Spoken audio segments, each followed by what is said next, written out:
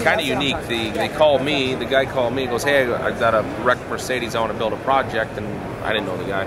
I got recommended from somebody, and I go, well, what do you want to build? He goes, well, I don't know, what would you like to do? So I picked the body style, the 54 Buick. I mean, haven't done one since '92, so, you know, always trying to do something different. You know, there's getting to be so many good builders around that are kind of doing the same thing. So I always want to stay outboard a little bit and try to be, you know, stand on my own a little bit. So 54 Buick, you know, Mercedes, so that kind of dictated its own theme of being elegant and classy. I mean, those two cars are that way.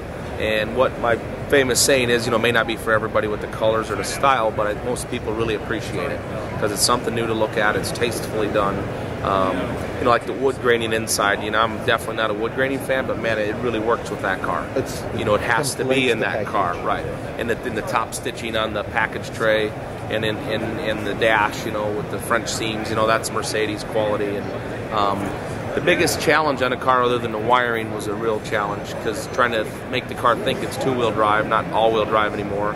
And then, like the steering wheel controls, we took all that out of the steering wheel, made our own little boards, made a little joystick to control the dash, and it was a real challenge. Anything you took out of that Mercedes affected 100 things, and I mean, it just wouldn't run. So that was a big challenge. And then also what I see a lot of guys doing, taking the modern cars and putting them in the old cars, are, you know, they try to take the whole dash and put it in there. It just doesn't work. You know, the shapes are wrong, the look's wrong. So we really tried to pay attention in the interior on mixing classy, old and new together. And the guys at the shop, I think they did a really nice job because we had to run the instrument cluster and the radio and the navigation, which definitely looks modern in there. But I think we blended it down enough with the way we did the rest of it. So that was very important on that. And it's on a modified, highly modified Morrison chassis.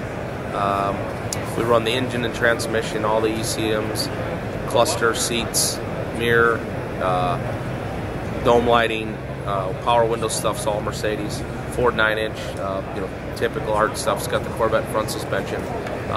We do a few things different. We actually run quadra-link bars in the back from Kyle and Stacy. We make them smaller to fit the package that Art has. I've been doing that on the chassis, and then we put the OEM bushings in it instead of the urethane. Get a way better ride quality.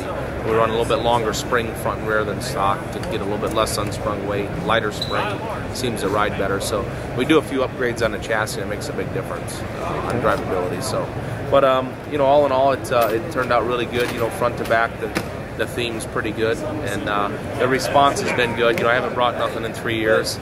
Brought 3 cars since '90. Again, I got tired of it. So, you know, now we brought another car again. It was kind of amazing how we got reattached to everybody.